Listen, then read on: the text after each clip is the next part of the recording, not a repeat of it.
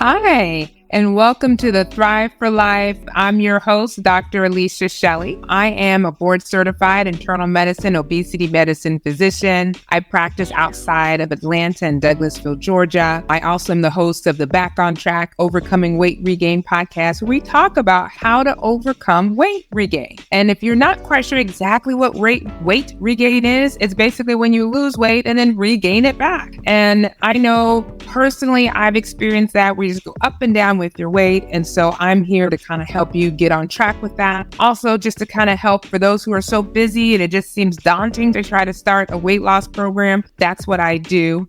And so with our Thrive for Life, we do offer an 8-week online program where it helps people to kind of kickstart their weight loss journey and just kind of helping you get on track and having that foundation as you continue with your weight loss. So go online to thriveforlifeprogram.com for more information. We'll be looking forward to our next cohort.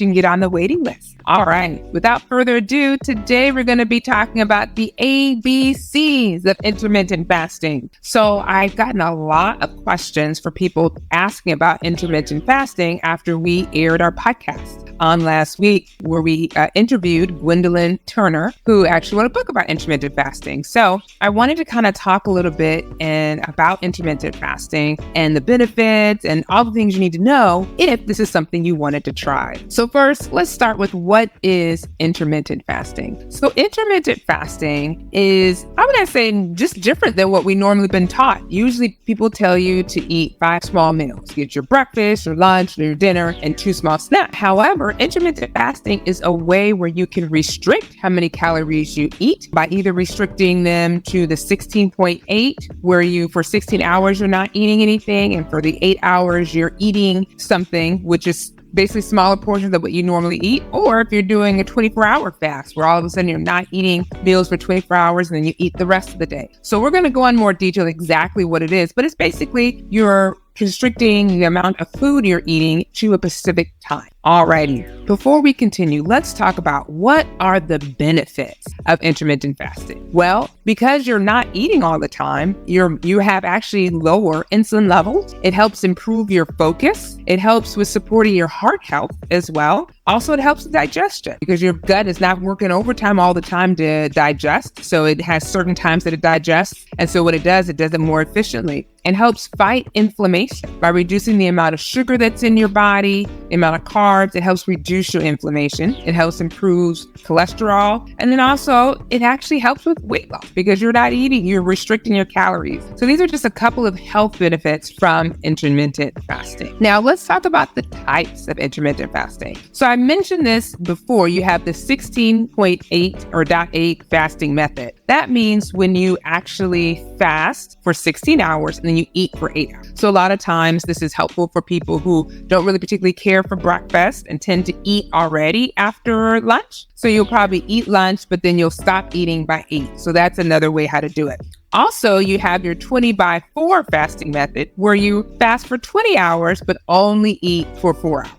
And then you have your 5/2 fasting diet where you, for 2 days, 2 non-consecutive days, you fast, and then 5 days you eat regularly. And then you have your 24-hour fast where you choose which days you won't eat the 24-hour period, but then you eat the other days. And then your 36-hour fast is where you're not eating for 36 hours. So there's many ways on how you can do the intermittent fasting. It just depends what works for you and what works for your schedule. But the most popular method is the 16/8 method. And so like I said before, the 16-8 method is when you are fasting for 16 hours. Now, when you're fasting, it doesn't mean you don't eat anything. You actually can drink beverages. You can drink water, you can drink black coffee, you can drink tea, but you're not adding milk, you're not adding creamer, you're not adding any type of sugar. So these are zero calorie beverages that you're drinking throughout the fasting period. But then when you do start to eat, you actually will eat a healthy diet, but you're not really worried about the amount of calories you're eating during that time. That does not mean that you go on a splurge, that you start eating everything during those 8 hours. No.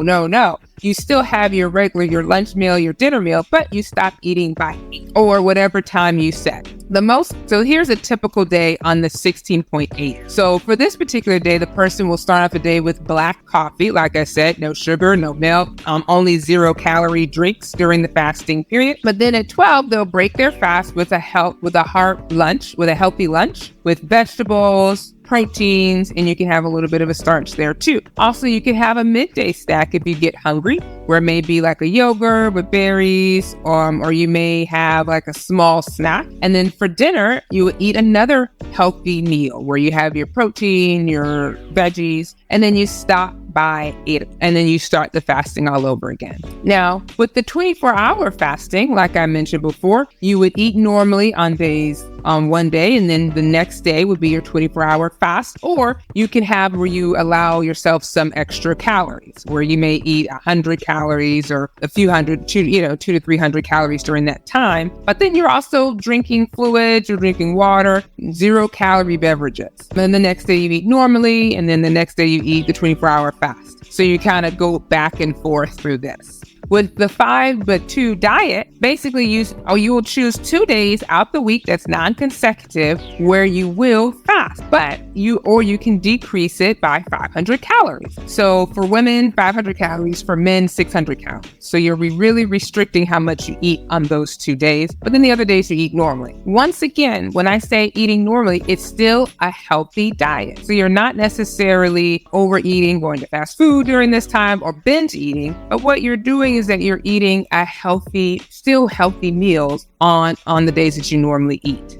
Now, let's talk about how to get started. Well, number one, you got to choose a plan that works better for you. Not everyone can do the 24-hour fasting. You may not work with your time, may not be working with your job. So it's better to find what works for you. I know 16-8 is actually very healthy because every day you're eating something, but you're just restricting what times that you eat. And for people who aren't, or don't really enjoy breakfast, then this may be for you, where you kind of start eating at lunch and then you stop eating by 8 o'clock.